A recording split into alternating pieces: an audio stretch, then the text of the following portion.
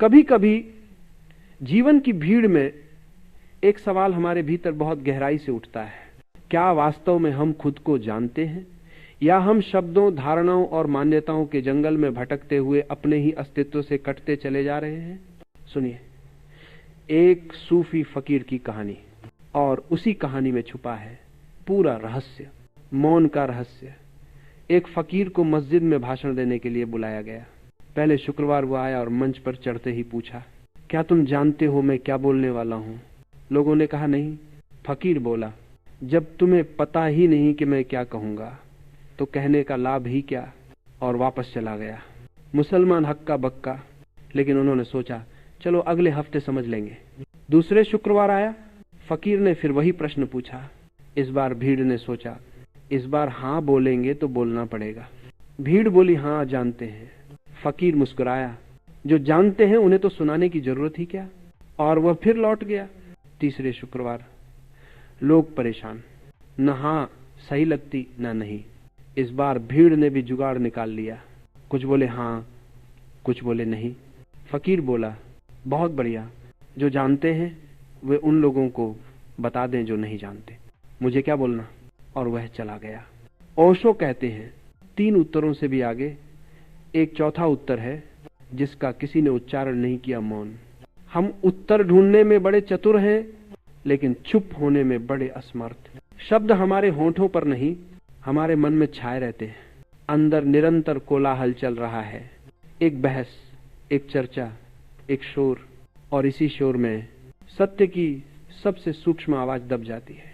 मन एक झील की तरह है, जब सतह पर लहरें हों, झील में चांद का प्रतिबिंब नहीं दिखता।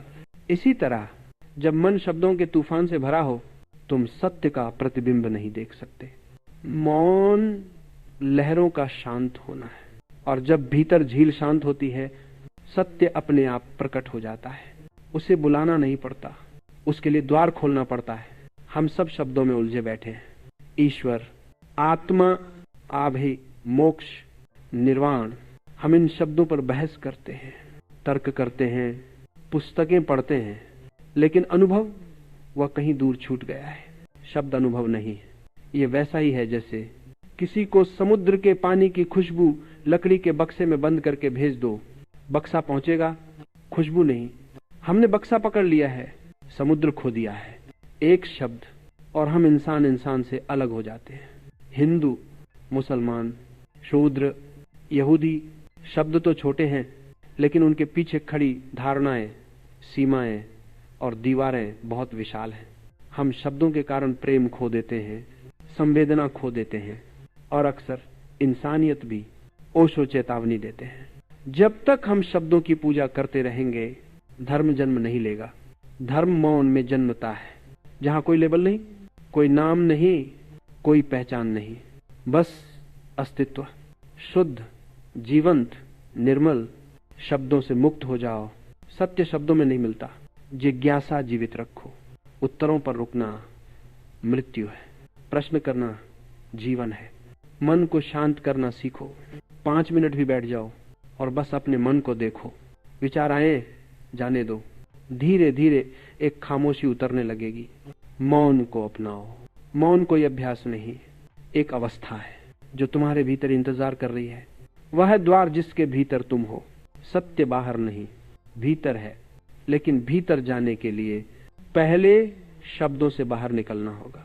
जब शब्द बैठ जाएंगे, जब मन शांत हो जाएगा, जब भीतर झील स्थिर हो जाएगी, तभी तुम्हें अपनी पहली झलक मिलेगी, अपने सच्चे स्वरूप की, अपने असली घर की।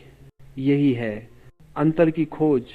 और इस खोज की शुरुआत एक बहुत साधारण, बहुत सुहावनी, बहुत ट्रांसफॉर्मेटिव चीज से होती है। मौन।